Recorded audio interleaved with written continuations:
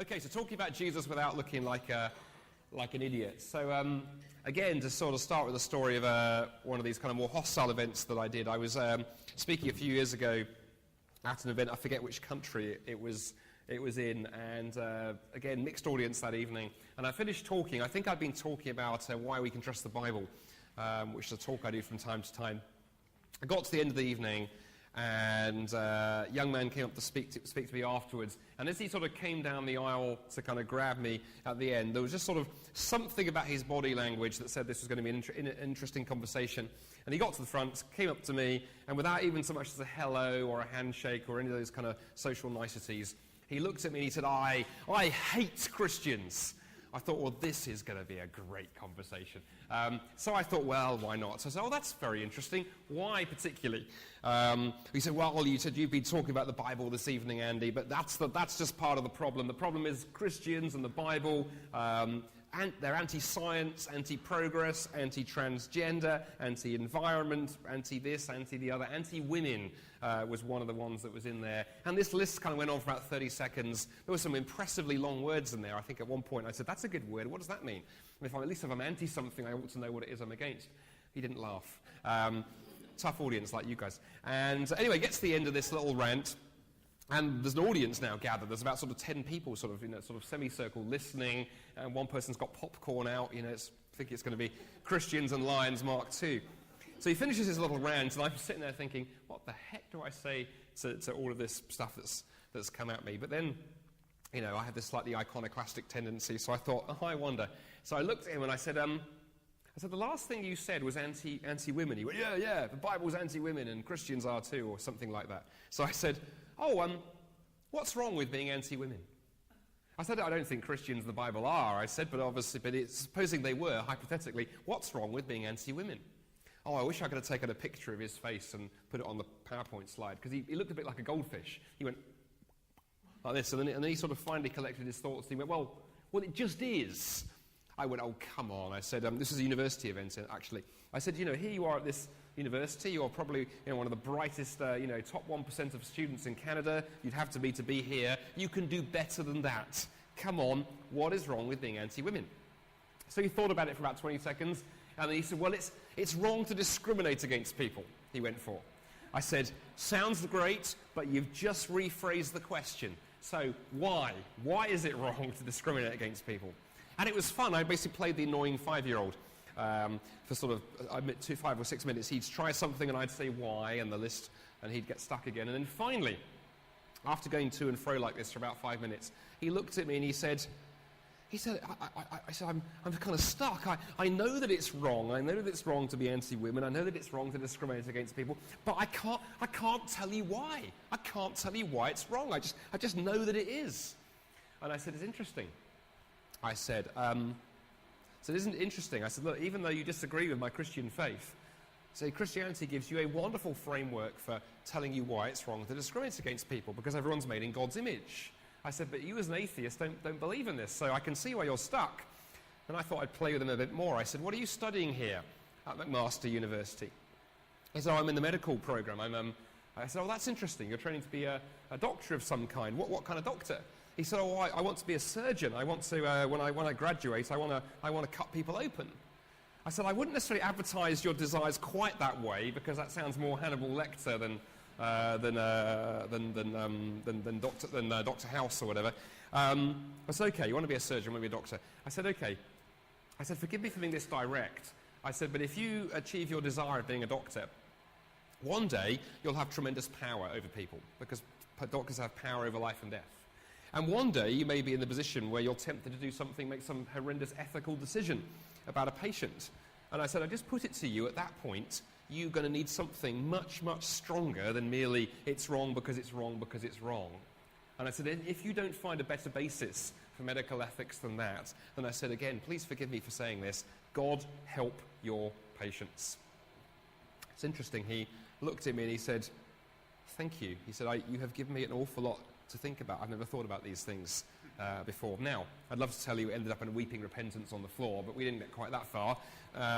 But nevertheless, the conversation went a very different way from how it could have done. And at the heart of what I did in that conversation with that young man was I simply asked questions. I simply asked questions. And what I want to talk about in this session is one of the most powerful tools I know for sharing our faith with friends, neighbours, colleagues, classmates, or hostile atheists who approach you at the end of a talk. And it's the power of asking good questions. I'm a great believer in the power of questions, and in fact there are 4 things that questions do incredibly well, and why question asking is probably the most neglected evangelistic tool I know. First thing a question can do, a question can expose a motive or an assumption. If someone raises a challenge or asks a question about your faith, they may be doing that for all kinds of reasons. For example, one of the most common questions I hear about the Christian faith is, how can you believe in a God of love and a God who's all-powerful when there's evil and suffering in the world? Now, you can ask that question because you're an atheist who's heard that asking Christians questions about suffering can tie them up in knots and makes you look very clever. Or you can ask the question about evil and suffering because your sister has just been killed in a road traffic accident and you're grieving. And if someone asks you that question, how can there be evil and suffering in the world, and you don't discern where they're coming from, you don't discern their motive, you can answer it horribly, horribly badly. And simply asking somebody the question, that's a really interesting objection you raise to Christian faith. Why do you say that? Why do you ask that? Can be really, really helpful. So questions can expose motives, questions can expose assumptions. Secondly, questions can create a conversation. I think one of the most important things we can do if we want to share our faith with our friends and neighbours and colleagues and so forth, if we can be people who can have interesting conversations about issues around faith. People love to have good conversations. I think people are crying out for conversations, and questions help create them. And I'm always trying to create conversations with the non-Christians that I encounter. I was saying to somebody yesterday, I don't think I said this publicly on the stage, I think I said privately to somebody, when somebody self-identifies to me as an atheist, when someone says, I'm an atheist when I first meet them, one of my common responses is to say things like, atheist tells me what you don't believe, but what do you believe? I don't believe in the tooth fairy, but I wouldn't describe myself as an a-tooth-farian, because I wouldn't tell you that I believe in Jesus. So tell me, my friend, what do you believe in? And now a conversation's happening, because either they'll tell me or they'll say something like, I don't believe in anything.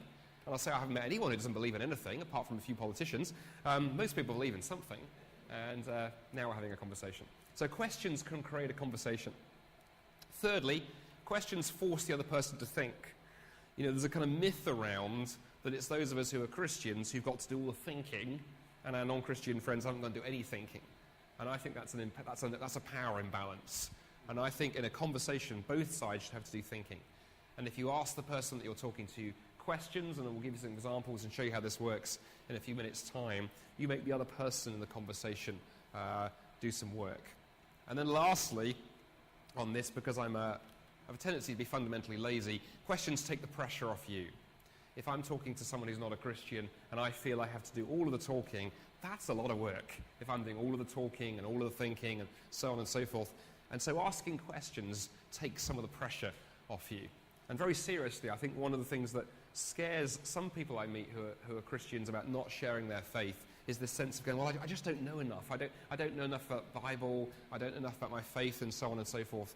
Well, one way of dealing with that pressure is to realize, no, you can ask the other person questions about what they believe or don't believe, and it changes things. Now, the reason I also obsess a lot about questions is, have you ever noticed that Jesus was a master asker of questions? Very interesting exercise is to sit down of an evening and perhaps read Mark's Gospel through from beginning to end. The shortest of our 4 New Testament Gospels. You can read Mark in 2-3 hours and make a little note in the margin of your Bible every time either Jesus asks a question or responds to a question with a question. He does it all the time in the Gospels. And we can learn a lot from looking at the questions that Jesus asks. So let me give you an example of this, and then we'll do a couple of others. But here's the first one I want to as a look at for a few moments. So in Mark chapter 10, verses 17 and following, we have Mark's account of a very well-known story, the story of Jesus and the rich young ruler. Probably many of you familiar with that story, but let me just read you Mark's telling of it, or at least the start of Mark's telling of it, and notice something quite important here. So Mark tells us, as Jesus started on his way, a man ran up to him, fell on his knees before him and said, good teacher, he asked, what must I do to inherit eternal life? Why do you call me good? Jesus asked. No, replied, nobody is good except God alone. We'll just stop there for a moment. Now, I don't know if ever you've read that story or heard that story preached. If you've ever, when you've come to Jesus' comment there and in response to that young man, I wonder if you've ever had this reaction. If you've ever read that story and gone, what was Jesus thinking? Have you ever looked at that story and thought it's profoundly odd?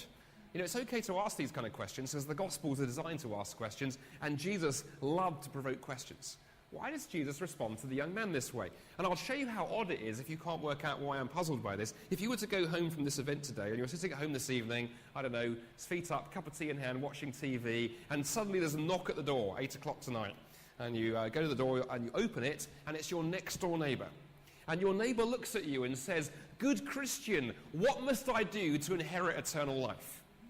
Well, firstly, you're probably going to think, my word, all of my evangelistic Christmases have come at once. Hallelujah. Now, you're going to say a number of things. I imagine maybe you're going to invite them in and say, well, come on in, the kettle's on, let me talk to you about Jesus and tell you what it means. Or if you're a bit nervous, maybe you'll give them a book. Or maybe you'll say, hey, come to church on Sunday, and I'll let the pastor do the job of explaining it to you. Various things you might say. I'm pretty convinced not one of you in this room would say that to your neighbour. Well, why do you call me good, neighbour of mine? Only God is good. I suspect you wouldn't do it. So why does Jesus do this? Why doesn't Jesus say, I'm the Son of God, follow me? Why doesn't he say, come to the Alpha course that Peter, James and John are leading at the Sea of Galilee next Tuesday? There'll be loaves and fishes for everybody. Why this whole business about, no, why do you call me good? Well, here's a thought for a moment. Imagine you were to take your average non-Christian friend. Maybe you can think of a neighbour or a friend or a colleague, someone in your life who's not a Christian, and you were to grab hold of that person and you were to say to them, look, just for a moment, grant me God. Pretend that God exists. Don't argue. Just assume that God exists. And then secondly, assume that heaven exists. Again, don't argue. So that God exists and heaven exists. And then you were to ask your friend, so if there's a God and if there's a heaven, how do you think you might get there? What do you think your friend is going to say? How do most people think you get to heaven if there is one? Yes, thank you. Be good. Good personism is the biggest religion on the planet. It's far bigger than Christianity or Islam. The most common religion in the world is good personism. And it's this idea that if I'm just a good person, I just keep the law, I behave myself, I do the right kind of things, I live a decent kind of life, then God, if he or she exists, you know, they'll pat me on the head and welcome me into heaven. It's the kind of Disney version of heaven. All dogs go to heaven kind of thing. And that's what this young man is basically saying to Jesus.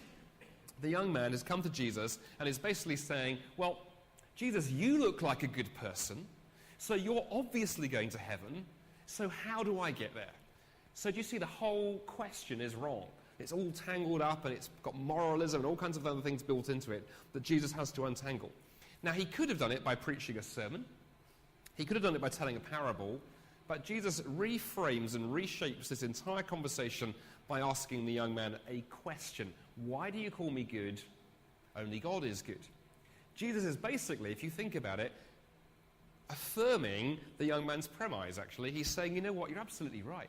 All good people do go to heaven. Oh, but there's a problem. Only God is good.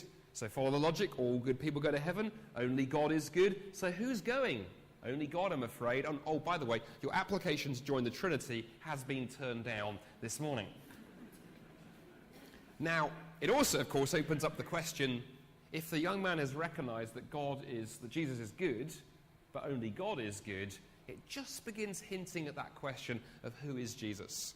And, of course, if you read on in the story, what happens next, this uncovers the real issue for the young man, which is money and wealth and all this other stuff. And of course, right at the end of the story, Jesus looks at him and tells him to sell everything and come and follow him. But Jesus can't get to there before he's dealt with this. And so asking a question can expose a motive. We talked about this. This young man there's all kinds of issues and agendas going on, and Jesus deals with it by asking a question. Questions are very powerful. But let me give you another example from the life of Jesus. This time from Matthew chapter 22, where Jesus, in this case, uses a question to identify the real issue and then actually reshapes the entire conversation so he can answer the question he wants to ask rather than the question that was asked. And I'm going to tell half the story, make some comments, and then tell the second half of it, and then draw out that point for you. So, well-known story. So Matthew tells us the Pharisees went out and laid plans to trap Jesus in his words. They sent their disciples to him, along with the Herodians.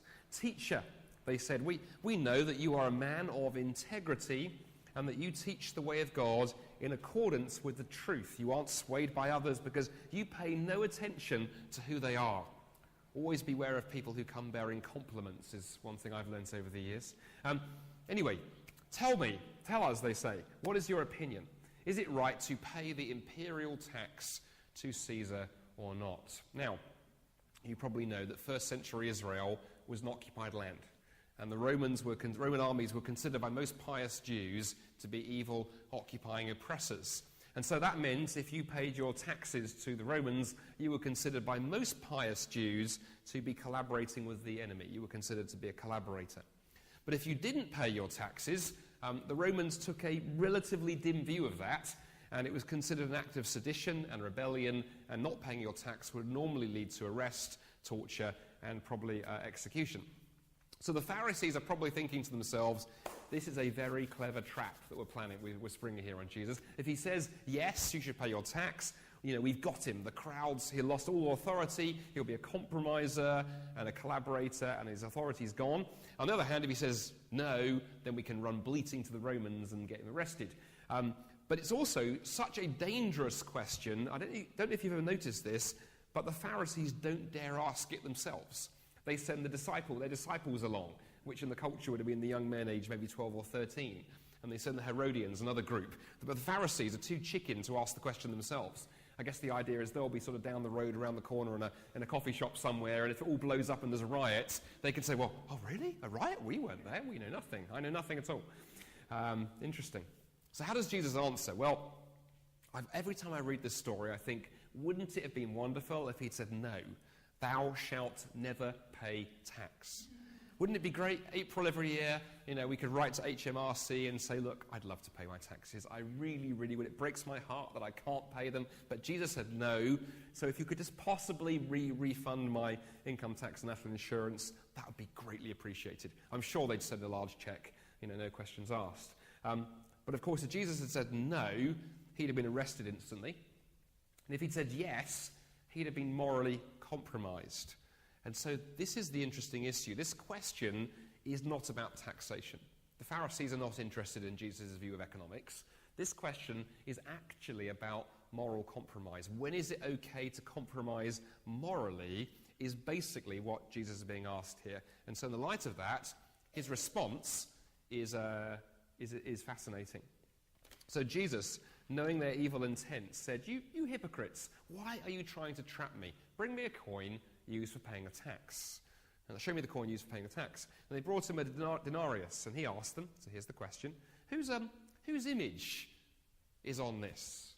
And they said to him, well, Caesar's. And whose inscription? Caesar's, they replied. Then he said to them, well, give back to Caesar what is Caesar's, and give to God what is God's. Have you noticed what Jesus does there? He redefines the question. He redefines the question. He was asked, should you pay tax or not? And he basically redefines the question in such a way as to effectively say without saying, well, yeah, sure, pay taxes when they're appropriate. But you know what? That's not the real issue, boys. The real issue is what we give to God.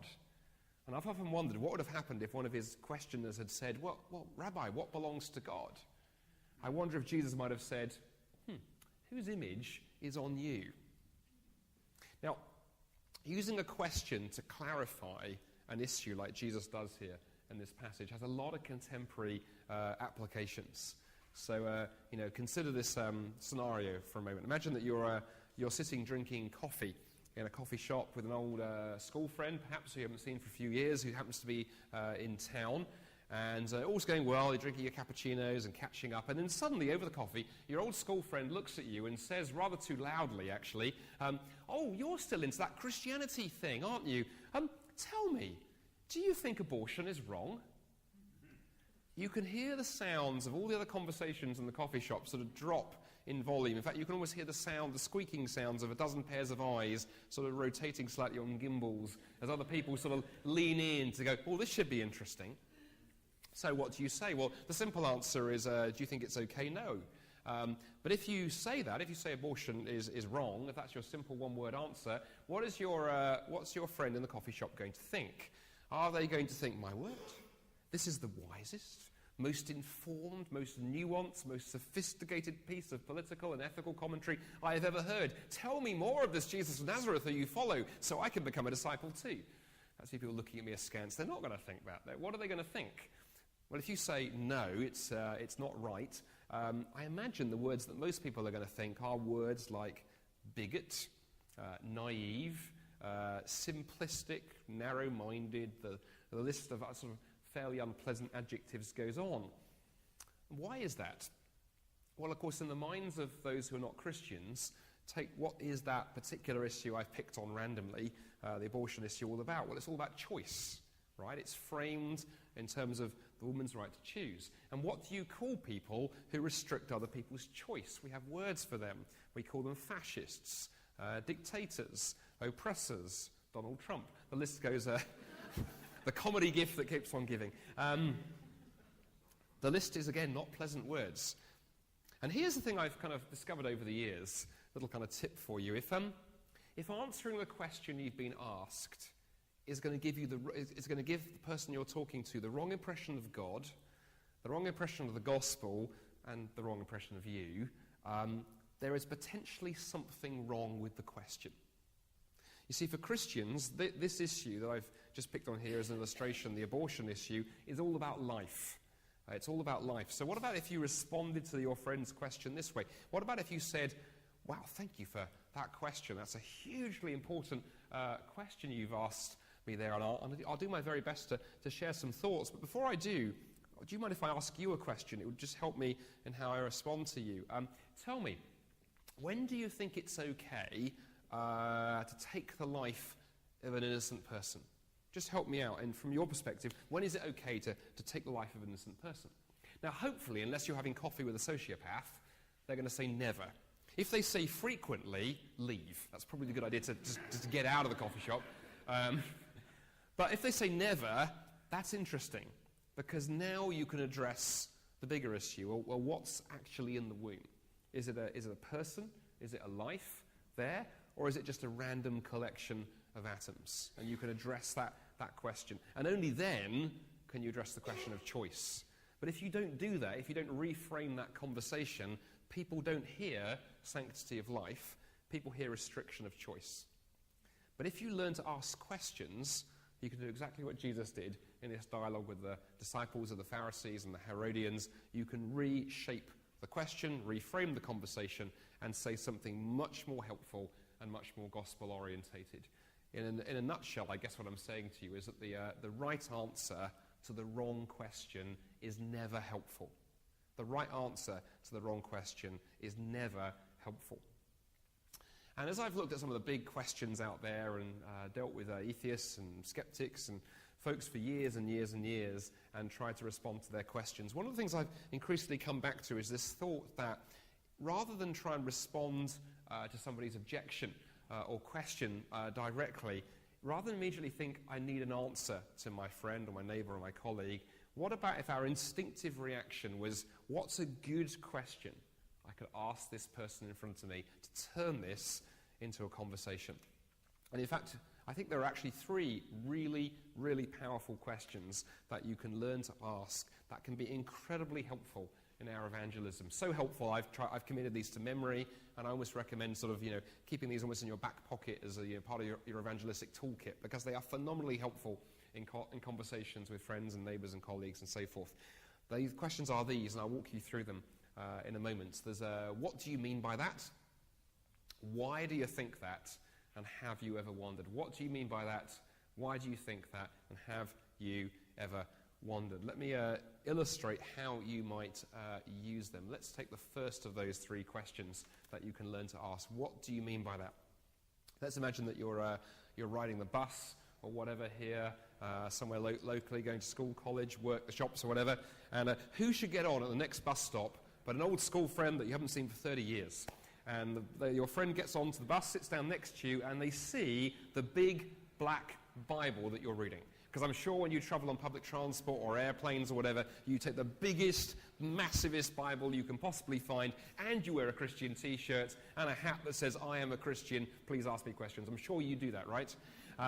Anyway, your friend sees the big black Bible that you're reading and looks at you and says, oh, good grief, you're not still into that religion nonsense, are you? Only idiots believe in God, believe there's no evidence that God exists, he's a psychological crutch for people who are too weak to get through life, and so on and so forth. And they finish their little tirade, and you think, oh, this is why they're an old friend, because they used to do this 20 years ago, and I got sick of it then. But they have launched their tirade. Not only that, everyone else on the bus is now listening intently. There are people grabbing buckets of popcorn from under seats because they think this is the Monday morning entertainment. And what do? You've got 3 minutes to your bus stop, and when you get off the bus, you want to answer what they've said. You want to try and make the gospel look good. You want to get a conversation going. Your heart is racing. The adrenaline needle is in the red zone. What do? Well, if you try and answer them with a lecture or a sermon or whatever, you've got no chance. You've got 3 minutes, in fact 2 minutes 45 seconds now until your bus stops. So what about if you used the what do you mean by that question? What about if you said to your friend, interesting that you say that, thank you for what you shared there. Tell me, what particularly is irrational about believing in God?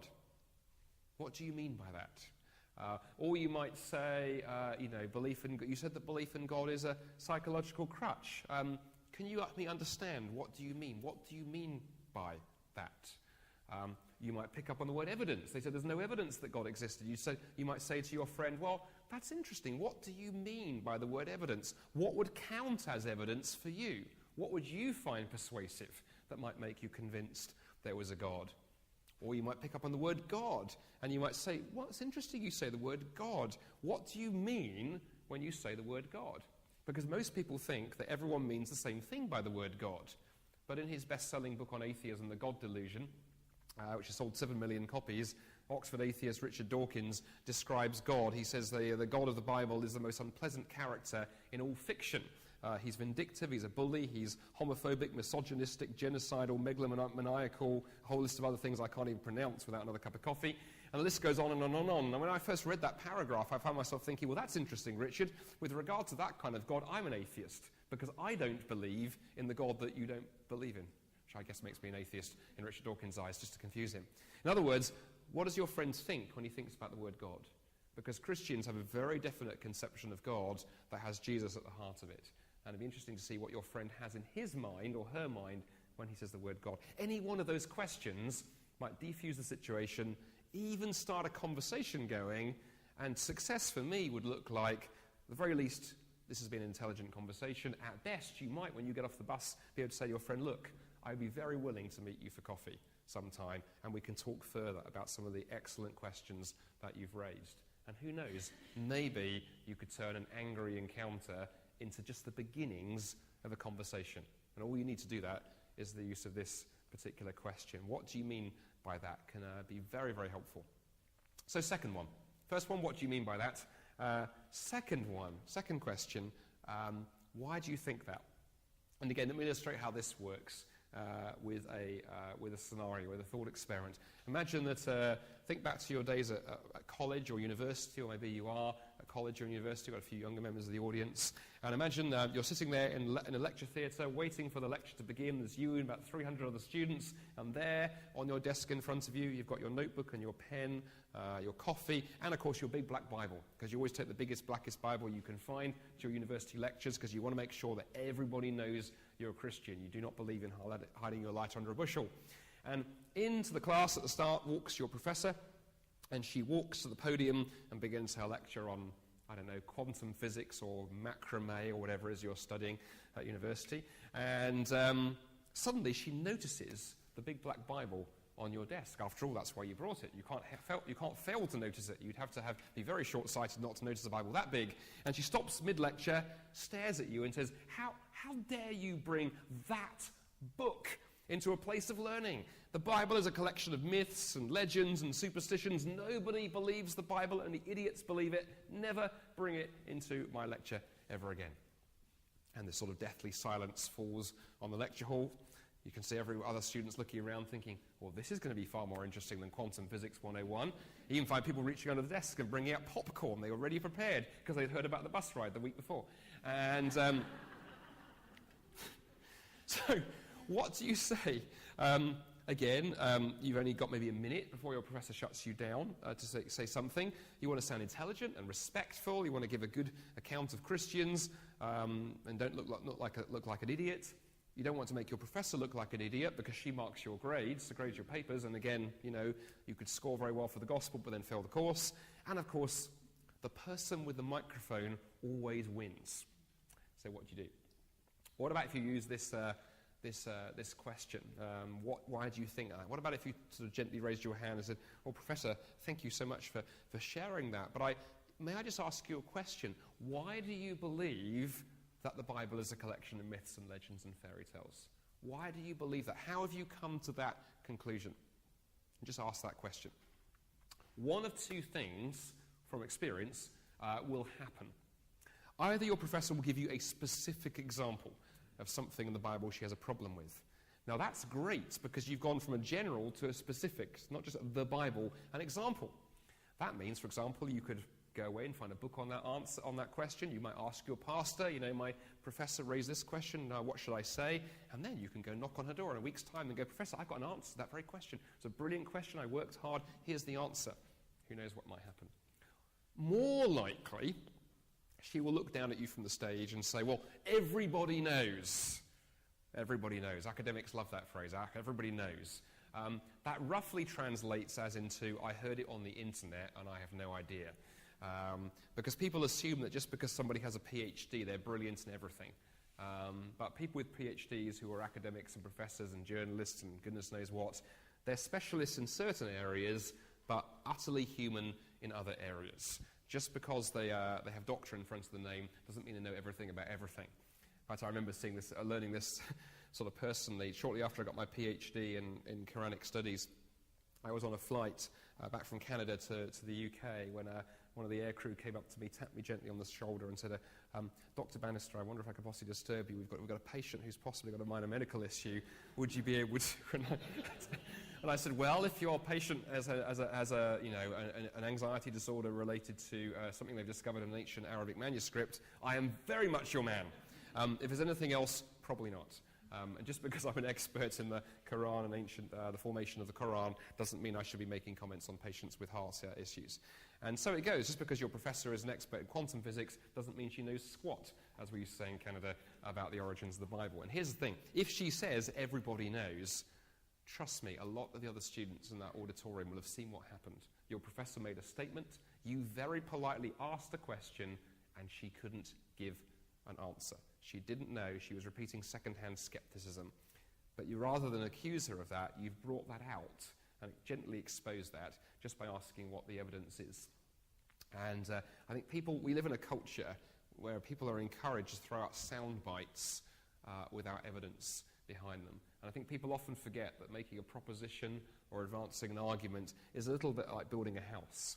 When you build a house, and I know a little bit about this because we bought a year or so ago, we bought a new build house in Dundee, so we watched our builders building our house, and having then a 4-year-old and a 1.5-year-old in the house, it was very important we drove down every other day and saw how the house building was going on, or there would be questions.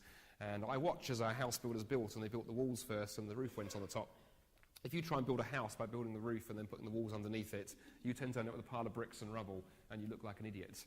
And the same goes for arguments. When you make a claim, what you really ought to do is give evidence. Because of this reason, and this reason, and this reason, and this reason, the conclusion follows. We live in a culture in which people throw out conclusions without evidence. The Bible is just a collection of myths and legends and fairy tales. Science has buried God. We'll talk more about that later, and so on. And I think that one thing we can do as Christians is expose that lack of evidence. And the best way of doing it is, rather than doing it rudely, is to ask questions. And so why do you think that is something we really need to learn to ask. It can be incredibly helpful. So what do you mean by that? Question number one. Why do you think that? Question number two. And one more for you, and then we will wrap this up, which is going to take us into Q&A with plenty of time to get some good questions and discussion in before lunch. Question number 3, have you ever wondered? And this is a slightly different question from the other two. Why do you think that? And what do you mean by that, rather? And why do you think that? They're really questions that are designed if you've got somebody who's got an objection or a question about our faith. But actually, why have you ever wondered? I used to do this session with only 2 questions, the 2 I've just taught you, and stop there. And I began to get more and more people coming up to me and saying, well, Andy, those things you shared are great for people with objections, but my problem is none of my friends have objections. None of my friends have any questions. I wish they had a question about the Christian faith. They're just not even interested. God is not even on their map. How can I start conversations about spiritual things with people who in some ways look like they're not even remotely interested? And that's where this last question can be very helpful. Have you ever wondered? And it's designed to help people think about the sort of things they see around them, our experience as human beings, that I think point powerfully in a God direction. And I learned this actually about 3 years ago. I had one of the most exciting speaking opportunities I've ever had in my entire life. I was invited to go and speak at the headquarters of National Geographic magazine, and long been a fan of that magazine and subscribed and love the content. And I got a friend there who's a commissioning editor of the magazine in Washington, D.C. in the U.S. And he started organising these kind of lunchtime events 2 or 3 times a year. He brings a Christian speaker in, offers a free lunch, which always gets people in if you offer free sandwiches. And then he invites his colleagues to come and a Christian addresses them on a topic that intrigues them. And he rang me up, asked me to come and speak, and I said, I'd love to. It'd be fantastic, it'd be amazing. What would you like me to speak on? He said, well, it's interesting. He said, National Geographic, he said, having worked here for 17 years, he said, on the one hand, this place, this organisation, is rather like the high priesthood of scientific atheism. Majority of my colleagues think there is no God, science explains everything, everything can be explained using the forces of physics and chemistry and biology. He said, on the other hand, we are an organisation that is committed to beauty and to art and to the aesthetics.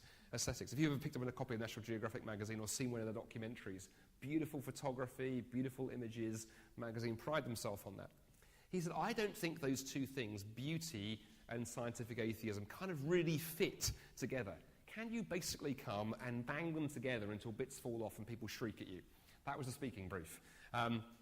So that was what I kind of did. I came and talked a lot about beauty, actually, because by my hobby is I'm a mountaineer and an outdoors person, and I love the outdoors. I've often sort of joked that I don't know how anyone can stand on top of a mountain, at least when it's not raining, and be an atheist. In fact, maybe if the climate was better in the UK, we'd have more Christians and less atheists, but, there we are. And so on and so forth. And so I talked a lot about beauty and a little bit about scientific atheism and really said, look, have you ever wondered that actually our experience of beauty, our being drawn to beauty and wonder, whether it's in natural landscapes or works of human creativity, doesn't really fit very well under a purely scientific atheistic view of the world, in which really all biology is interested in is whether we are fit enough to reproduce and pass on our DNA to the next generation. Beauty doesn't really fit in there. Have you wondered about what that signifies?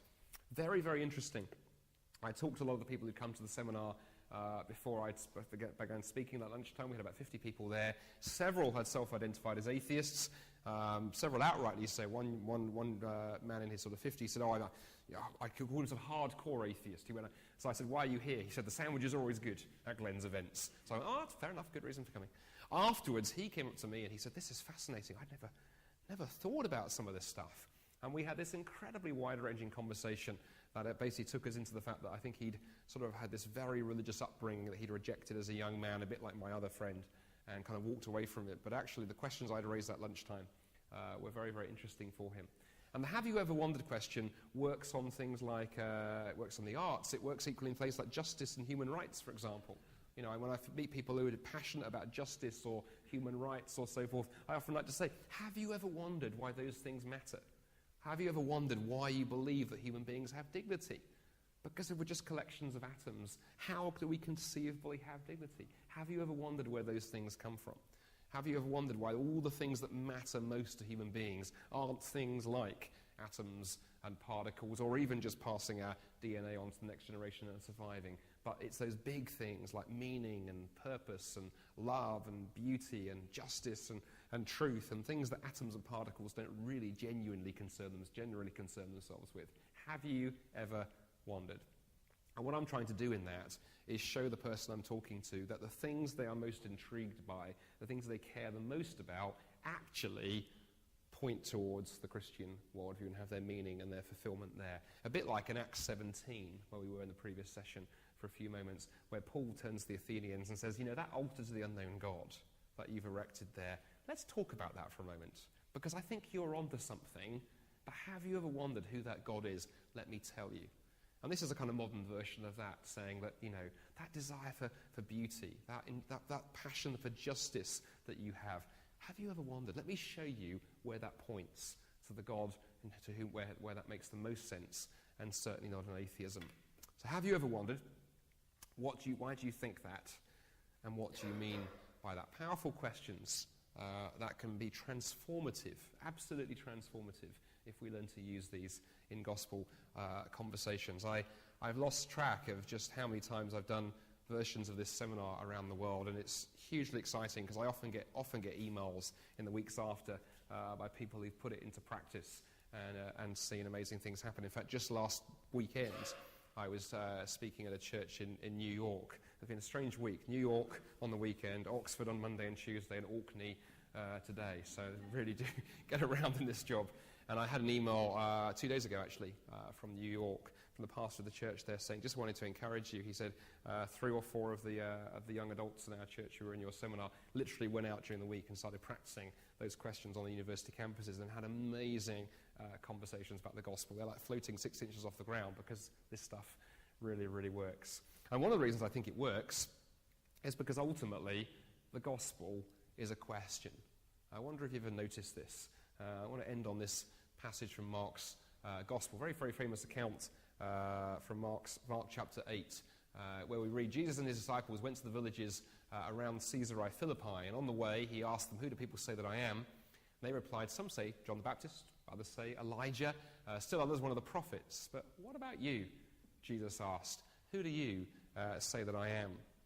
And that's one of my favorite passages in the Gospels, because I have a sort of fairly cinematographic mind. I can sort of envision certain passages in the Gospels. I kind of close my eyes and they come to mind. And this one, I can almost sort of see how it's playing out. I can imagine Jesus and the disciples walking along the road, and Jesus asks the disciples what seems like an innocent question, who do the crowd say that I am? And I like to imagine the disciples having some fun with this. Oh, Jesus, we met this. You never believe who these stupid crowds think you are. Some think you're John the Baptist, some think you're Elijah. We met this lunatic in Cana. He thought you're Donald Trump. Donald who? And, others think, oh, these crowds, man, they know nothing.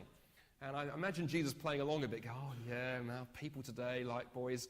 And then finally, he turns to them and says, oh, well, so that's the crowds. So, boys, who do you think I am? And in my mind's eye, I can see the disciples' sort of conversation just falling to an utter silence at that point, because they've just been poking fun at the others, but they haven't answered the question themselves. In fact, I like to imagine them nudging each other. You told them. No, you told them. Thomas, you tell him. I'm doubting Thomas, man. I don't know anything. And finally, of course, if you read on, I haven't put it there on the end of the quote, from Mark, of course, it's Peter, possessor of the fastest moving mouth in the Gospels. St. Gob, so one of my pastors used to call him, because somebody, if anyone's going to speak in the Gospels, it's going to be Peter, and half the time he gets it wrong, and half the time he gets it spectacularly right, sometimes even in the same passage. But here, of course, it's Peter in the next line in Mark chapter 8, verse 30, who turns around to Jesus and says, well, you're the Messiah, you're the Christ, the Son of God. And the more I've reflected on that passage, I've realized that's the gospel right there. Jesus turns to us, each one of us, and says, who do you say that I am?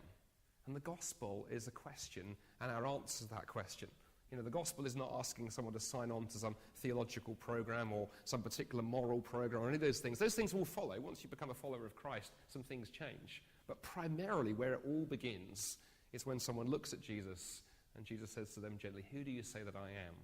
And they get to a place where they're willing to bow the knee and by God drawing them to him and say, well, you're the Lord, you're the Messiah. And our job as people who share Christ, who use questions, who answer questions, who go out there and share these things with our friends. Of course, our job really is simply to bring people to the point where they can take a look at Jesus and we can make the introduction, as it were. And then, of course, our job is to get the hell out of the way and let Jesus do his work. Evangelism and apologetics is not about being so persuasive that we kind of sort of browbeat people into the kingdom of God, or manipulating them, or showing that we are so much cleverer than they are that we can defeat them in any argument. Really, it's all about Jesus and getting to the point where they can take a fresh look at him. And my passion and my desire in any conversation I have is whether I can get someone to the point where I can say, can you just take a look at the Gospels and the Jesus you encounter there?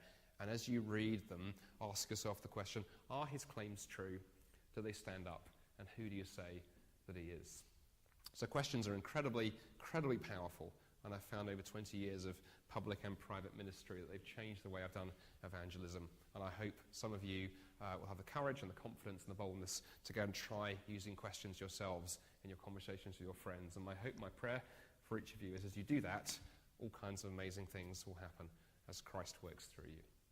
Thank you for listening so patiently. Well, we finished a little bit early because we started a little bit early, but what we can do, that's all right. It's always good to be ahead of the schedule. So what we can do, we can oh yes, okay, there's a panic happening in the back, but I've realized why. We can move into time of questions. We were scheduled to have sort of half an hour of questions. We can still have half an hour of questions, or we can go a bit shorter on questions. We've basically got until 12:30 if we need it. Yeah, we do. I was kind of thinking, John Clancy played a blinder last night, because one of the things he did, which was really, really helpful. Oh yes, let's go. Let's do that. Was just to kind of... You hear that? No? Yeah. Ian, why don't you come to the front and do that? Oh, but then I'm on the camera and it's going on. You are? Yeah. Right, it's one of the things that John but did. if you stand next to me, I look younger. Okay. I'm going home now.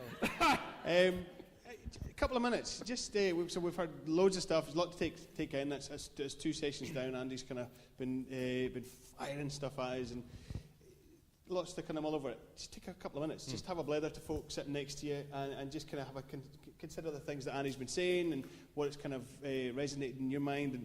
And that way, often questions will kind of come rather than just kind of going, right, okay, give us your question.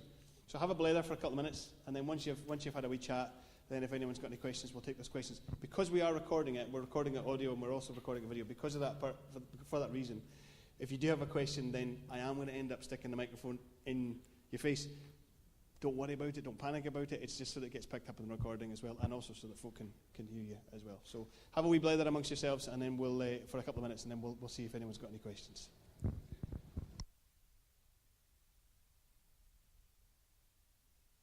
Okay, well that's been about sort of 3 or 4, yeah, Ian's nodding, so a good chance for a chat and a blether. So Ian's got a roving mic, I think, that's right, yeah. Okay. Yeah, so if anyone's got any questions, there we go. Oh, there we go, right on the end, the man who wins the award for the most impressive jumper of the day. My wife will be delighted you said that. Andy, brilliant talk about questions. Have you any sort of recommendations about follow-up material that we might look at? I have read one book called Questioning Evangelism by a guy called Randy Newman. Yep. And if anybody wants to go and listen to this online, he did a seminar talk at the Gospel Coalition in 2011 called Questioning Evangelism, and it's a brilliant story about how his mum came to faith and the journey started on a single question. She was talking about the funeral of a very disreputable man they all knew. And she said, well, at least you'll be at peace now. And Randy Newman said to her, what makes you think that? It's just one of your questions. Yes. And that started a whole process that over months and years, she finally came to faith at the age of 75. So it's just to encourage folk, that these questions actually work. But that's one resource. Any others? Yeah. I'd say it's interesting you mentioned that because, I was just talking to Michael and we're talking about sort of follow-up books. Yeah, Randy Newman's book is really has been really, really helpful. So Randy Newman, Questioning Evangelism. Excuse me. 3 other books, actually, for folks who really want to go deeper. So there's that one. Then there's a book by an American evangelist called Greg Koukl, and I'll spell that for you, Koukl. Greg Koukl. He wrote a book called Tactics, and that again is all about how you can use questions. And there's a bit of Greg and a bit of Randy in my talk, among other things. Those are two. Then I think he's British. A gentleman called Doug Pollock, P-O-L-L-O-C-K. Doug Pollock used to work for Athletes in Action, and he wrote a book called God Space. And that's all about, the thing about his book, I think the subtitle is all about how you can have spiritual conversations in everyday life. And the middle chapter of that book, he gives a list of about 60 or 70 questions you can use. I gave you 3. He gives you pages, and it's great because you can skim through and go, oh, that doesn't work for me. Oh, that one I could use with. And so it's a wonderful book in giving you examples you can use. And then lastly, if you want to dig a bit more into what I said about Jesus, one of the guys who taught me New Testament when I was an undergraduate studying theology is a gentleman called Conrad Gempf, another amazing name, G-E-M-P-F. These Americans, why do they have to go for these complicated names? I really don't know. And he wrote a wonderful little book called Jesus Asked. And I think it's published by IVP. I forget who it's published by. And it's wonderful. And it just goes through and looks at all these different examples in the Gospels where Jesus asked questions. And so that, I think it was Conrad, sort of, spending back in sort of 2001, 2002, who first put me on to going through the Gospels and noticing where Jesus does that. So there's 4 books for you. Thanks for that, Tony. Good first question. Okay, any other questions? Right down the front. Hang on. What's your name, by the way? It's not really a question, more of an observation. Yes. You obviously are trained to think, and you think you're capable of thinking on your feet. But one of the passage that you read from Peter was about always being ready. Yes. To give an answer. Yes. What immediately jumped out to me was that Peter doesn't come across as an intellectual. Yes. Yeah. A lot of things there. What's your name, by the way? Stuart. Stuart Gray. Yeah. Let me say a couple of things there, Stuart. You're absolutely right. I mean, I think particularly the give and answer passage, I think you're absolutely right that answers can function at a variety of levels. Some of us, are wired to be more of thinking people. In my case, I don't think of myself so much as a thinker, but as a fast mover. It helped because I learned public speaking through doing stand-up comedy and magic. Actually, it was my way into public speaking, not Christian stuff. And so you learn when you're doing stand-up comedy to be very quick on your feet because you have to deal with hecklers and other naughty people. So that kind of helped. But for people a bit slower in their thinking, you could still do this. And the person that I learned this from, actually, is my mother. Because she'd been a Christian, 50 years, 60 years. And I remember when I first went into studying things academically, she was not impressed. And she said words to the effect, oh, you're not going to go and become one of those sort of, boring sort of ivory tower Christians, can are you? Because I'm just a sort of simple person, was her line. And but what's interesting watching her over the years, I've learned a bit about this questioning approach from her, because she is a brilliant evangelist, but she does it this way. She has all these relationships and friends with people across the town, and a lot of them are not Christians. My sister, who lives near my mum and dad, is not a Christian either. And my mum has just evolved this wonderful, simple, down-to-earth way of gently asking really good, irritating questions. In fact, Greg Kokel, in his book Tactics, talks about putting a stone in somebody's shoe. And, so as they walk off down the road, they're thinking about what you said for days after. But the idea about Peter being a fisherman, though, Stuart, one tangential story, but I love. A friend of mine in Oxford, who does a lot of stuff around the university and quite high-level stuff, she and her husband's an Anglican vicar, whose name is Frog. Amazing name for a vicar. Long story there. Anyway, so Frog and Amy, they were, she tells the story, they were running an alpha group once in the church they were in. And after the talk, everyone's in tables talking. And at one point in passing, Amy had made some comment about that the first disciples of Jesus were many of them fishermen. The guy opposite her at the table, about 12 people on the table, suddenly stops mid-flow. He was talking about something else, looks at her and goes, what? What did you say? And Amy said, they were fishermen.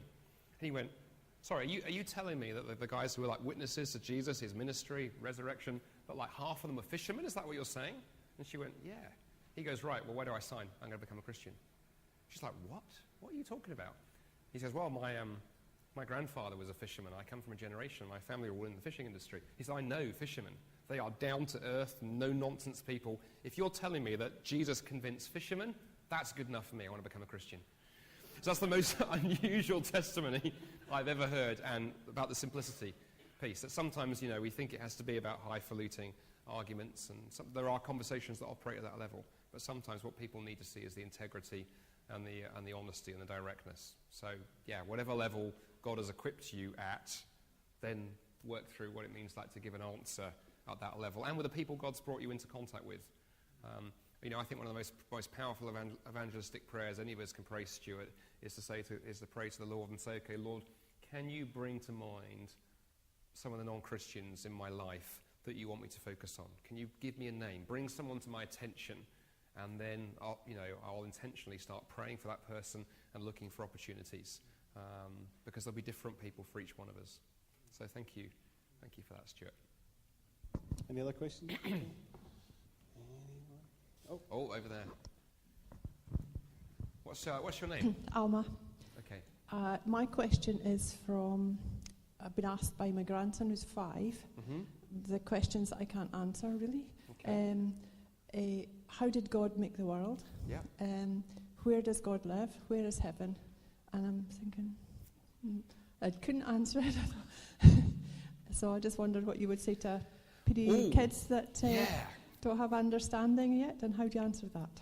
Oh, great questions. I mean, I have to say, having a 5-year-old daughter and an almost 3-year-old son in the house, if I was ever tempted to think I was anything intellectually, to go, because the questions they can ask are phenomenal. And it's when they ask it. So my daughter, it would be questions about Disney princesses and Hello Kitty, and then suddenly, like, the Trinity. And you're like, whoa, hang on a minute. Sorry, and now suddenly, wait a minute. And then, so, yeah, they can be good questions, very honest questions. Not always easiest to answer, because you've got to get it down to their level. But the one thing I will say to encourage you before I address a couple of those things you raised, phenomenally exciting opportunities, because I think there's something about if you can explain it to a child, you've really understood it. And so actually it's a challenge to us to go, how do I think that through so I can explain it to them so I know I really understand it. I'm going to recommend one really good resource, and then I'm going to say a couple of things about the questions that you raised. If you're really interested in exploring some of that, there is a wonderful, wonderful book. I came across it at a big Christian event down in England last summer called the Keswick Convention, that some of you may have heard of Keswick. And the bookstall there, I just stumbled across. It's a book called, it's got a great title, it's called The Ology. So not theology, The Ology. And it basically tells the story of these two kind of kids who in this old ruined church in the basement find this mysterious book that they open and start reading. And basically, it's a systematic theology for children. And it starts with, who is God and what's he like and what's he done, right through to who is Jesus and salvation. Every chapter is gorgeously illustrated, which is great for a kid's book. But the stuff is really, really beautifully condensed. It's a wonderful book to get your hands on if ever you're faced with dealing with those kind of questions with kids, because it will help you think about ways to do it. And it's even maybe, if it's the kind of thing you got on your shelf, to go, well, you know what, that's a great question, and I'm not the greatest explainer, but I've got a book that can help. Shall we read a story? And my 5-year-old loves it, and it really goes in. And that's the other thing I'm learning, is that these kids really think. So to take the questions that you asked, so it was how did God make the world? Where is heaven and where does God live? Well, those are the 3 questions. My word. So how did God make the world? I think there's nothing wrong with saying to a child, and I'm learning this in my kids, are going, well, as to exactly how God put the whole thing together, I don't know. Because if I knew that, I'd be God. But what we do know is, looking at things around us, they need a maker. Who made the cake in front of us? Who made the car that Mummy and Daddy drive? Who made the house that we live in? We see these things, and they're amazingly made, and we know they were put together by somebody much, much bigger and more brilliant than we are. When it comes to the universe and the world and everything in it, that tells me, one, that God is incredibly clever to be able to weave together and build something so intricate, but it also tells me there has to be a God, and there has to be a maker, and there has to be a designer. That's kind of where I would play in that kind of space. I want to get into their heads just the foundation of what's known as the argument from design, that nature, I think, indicates a designer, but also know when to stop in that argument. They don't need all the philosophy and clever theology, just that idea. But also get them to begin asking the questions like, where do things come from? Because I think that's a great question. I think often as human beings, we live in a world in which people are not encouraged to ask questions. And I think one of the things you can do with those wee children is teach them to become question askers. I think people who search for truth and ask questions, I think God loves those kind of people. Jesus said, those who search will find. My struggle is people who go through everyday life not asking questions. So teach them to be thinking about these things. Where is heaven? It's very interesting, actually. We've had a few conversations with my daughter around that very question of late, because one of my bones of contention is that a lot of kids' Bibles are awful. They overly simplify and they sanitize, and they're intended to be well-meaning. They don't help. And so she picked up from this kids' Bible she'd read that, like, heaven is in the sky somewhere from something she'd read. And so our conversations have actually been more around where heaven isn't. Heaven is not up in the sky somewhere. It's not, if you look around the other side of the moon, God's not sitting there on a throne hiding going, ha, here I am. But heaven is this place very different from the world that we live in. And using that kind of language and unpacking that a little bit. Because, again, heaven's hard to explain to an adult, let alone to a child. But I think you can head off wrong ideas. Because I think a lot of people get into their head that, heaven is up in the sky, or that, God's sitting up there with angels sitting on clouds, playing harps and those kind of things. Try and, even if you can't always articulate, in the way that you'd like to, a succinct summary of what you understand the Bible to be saying, try and head off at the past those unhelpful things, so that as the kids grow a bit bigger, your answers get more sophisticated. So that's the sort of way I would try and play it. And then lastly, it wasn't directly related to the question that you asked, but just something I found, again, from experience talking to kids. I'm also a great believer in trying to find those Bible passages and stories they really resonate with. And one of the ones I come back to with both my 5-year-old and my 2-year-old a lot, and I think I've really seen the impact, are those passages where the people bring the children to Jesus. But not just tell that in a sweet twee way, talk about the fact that all those years ago, people didn't generally like children. It's amazing. Who could not like children? I mean, even at 3 a.m. But to go, so what Jesus did was incredible, because not merely did he welcome children. He didn't say to the kids, oh, go away, I've got to deal with the grown-ups. To go, we also see from that Jesus welcomes people who other people don't welcome. And basically, you're putting into their heads that Jesus loves them and values them, but also that I think that huge at the heart of the gospel, that welcome for the outsider. And if they can grow up thinking to be a follower of Jesus means I need to look for and welcome the outsider because he welcomed me, is incredibly powerful. And it's beautiful. Particularly my almost 3-year-old now is really kind of getting it. He loves that every bedtime. He won't go to sleep unless you sing "Jesus loves me, this I know," because the Bible kind of tells me so. And he doesn't. I think those words really resonate for him. And I can see my daughter now it really unpacking, and she's got this incredible concern for. She's very good at picking up outsiders in groups. If there's a group of kids and there's one who's on the edge of it, she's the first one there to make a beeline and those kind of things. So I think, lastly, as I said there, help them understand bits of the Bible that are very, very much at their level and build from there. But keep putting it in, pouring it in, and building a foundation that you can put more things on as you go forward. That was a long answer to an absolutely phenomenally important question. Does some of that help? Good. Okay, thank you for that. I cannot remember. It's somebody with a very long, rambling name. What I'll do, let me just do that very quickly for you. I think if you Google it, the Ology book. Where would we be without Google? Where would we be is the question. Okay, yes, here we go. By The Ology on Amazon. It is written by, no, hang on, it's gone. I had it. Marty Machowski. I know, you had to, there's the cover. It's got The Ology. Ancient Truths Ever New. Marty Machowski. Machowski. Marty Machowski. So put that in. You'll find it. We got it. It's on Amazon and everywhere. It's a phenomenal book. Okay. Yeah, we got another question here. Another question. So what's your name? I'm Claudia. Sorry? Claudia. And I have a couple of questions. 2 questions. Sorry. That's all right. First one's free. But they are probably related. So one is, in your talk you sort of hinted at big Bibles, sort of college settings, yes. But, I'm thinking of Orkney and just the family setting that is here, and a little bit people often, families are very important here in Orkney, and just how to reach out there a little bit, because I feel like often people are at a stage where they don't ask so many questions anymore, maybe as in a college, in how to how to just reach out in that setting. So that's one question. And the second question is how to start maybe a conversation when somebody isn't approaching you. You gave us that third question there. But sometimes it might feel a little bit awkward, have you ever wondered about this and that, like how to do that a bit more. Great.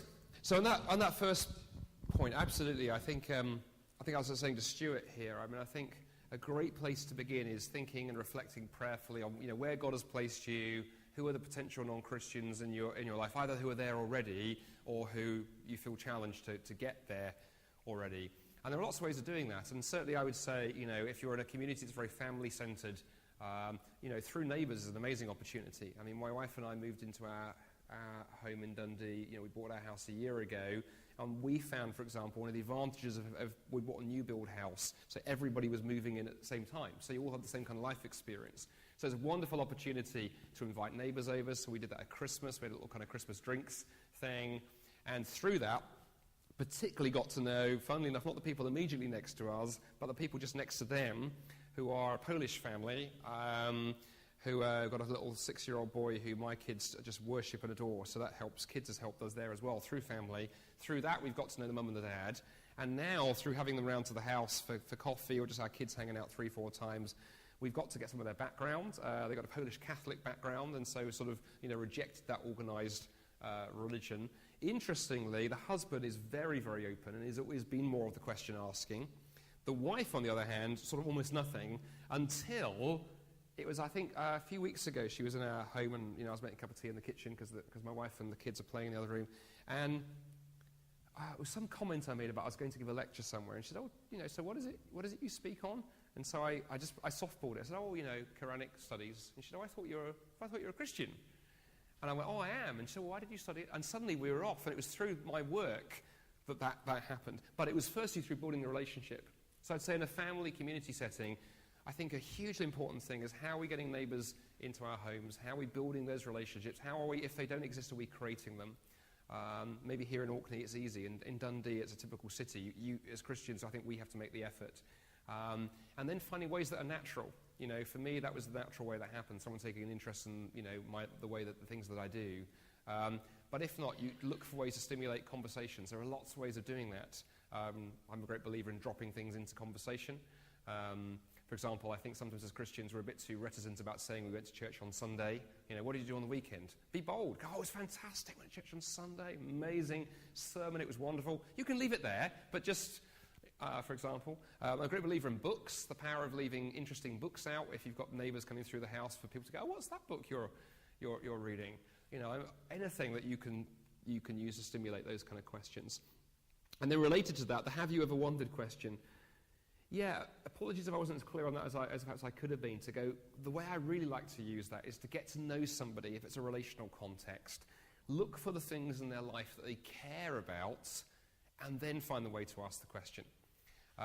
So, for example, I was talking to someone just the other day and helping them think through some questions around this, because they've got one of their family has walked away from their faith and abandoned it completely, and is very, very, very into everything environmental. They're very green, environmental movement, the whole thing. And as we talked together, and I was sort of bouncing up some ways around and some ways to get some conversations going, I simply suggested there to this person, I said, well, next time your son's around, I said, just for fun, just out of interest, say, why do you care so much about the environment? Why does it matter? I mean, it's all going to burn in the end anyway. Why does it matter? And just see what they say. And be a whole variety of answers. And then when you get an answer, listen politely, but then ask another why question. Because here's the thing, I said, I think on that issue, when you take the gospel seriously, it gives you the best foundation for care for the environment that I know. Now, I'd be the first to say Christians have been shocking at getting hold of that issue.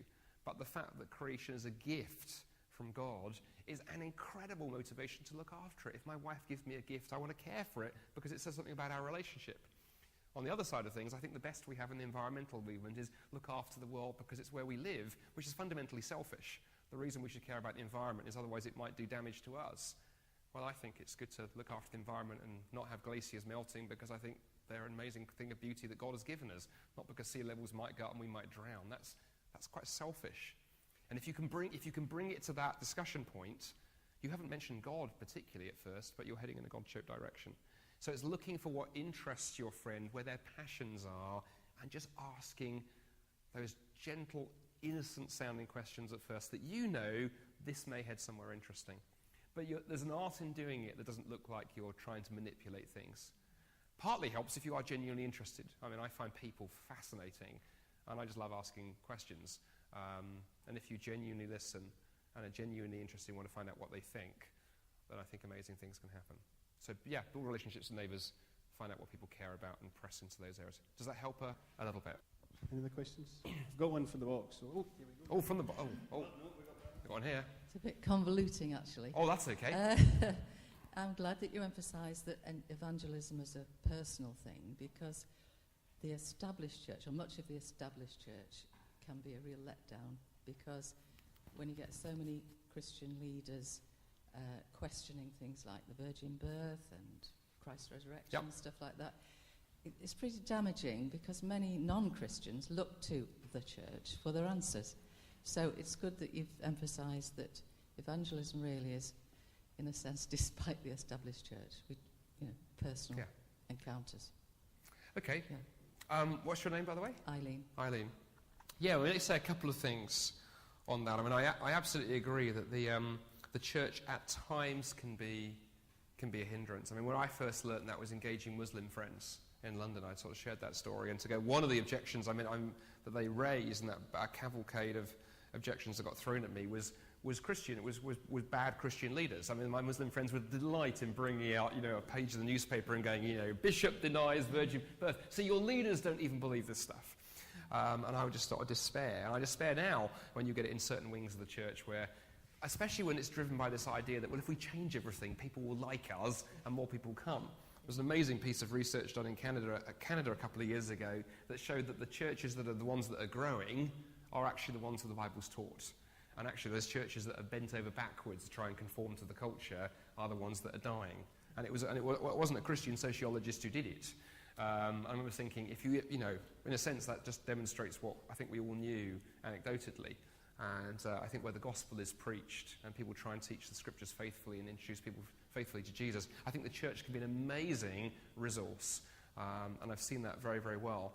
But I think at the same time, I say it's that sort of dual-edged thing. But at the same time as well, sorry, where I was going with this, is I think even when the church is doing amazing things and God is working through a local church, I still have to constantly remind myself of how hard it can be for a non-Christian to step across the doors of a church.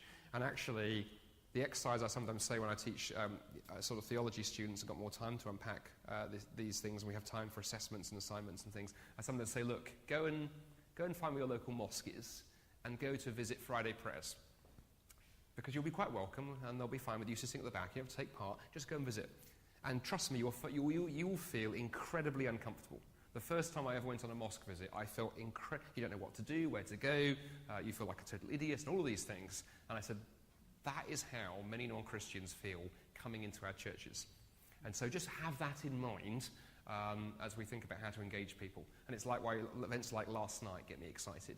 Because when we go out of the four walls of our churches into a neutral space, we often find as evangelists we get far more people coming.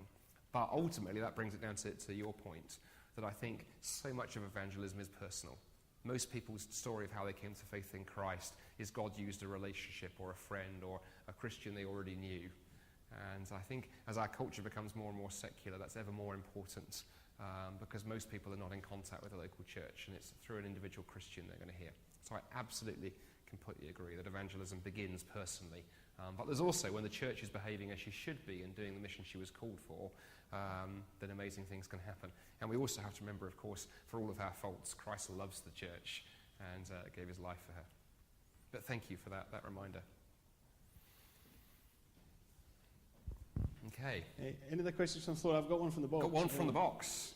Okay, anyone else? We Okay. probably ought to use one from the box, having advertised it. Let's you use know. one of the box. Okay, how do you explain your love of Jesus to someone who does not want anything to do with religion?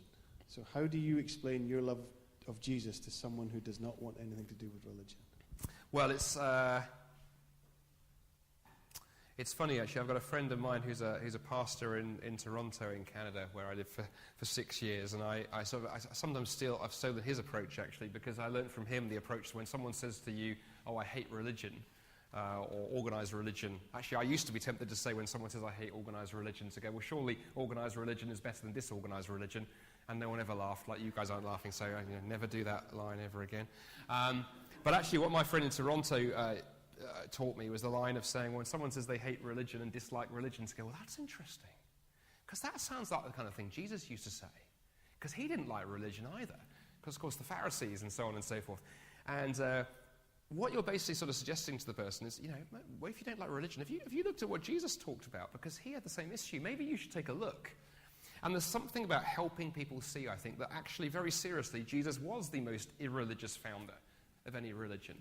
I mean, it's actually staggering when you look that he spends most of his time criticizing the religious leaders and most of his time attracting the irreligious. And he gets criticized for that by the religious leaders.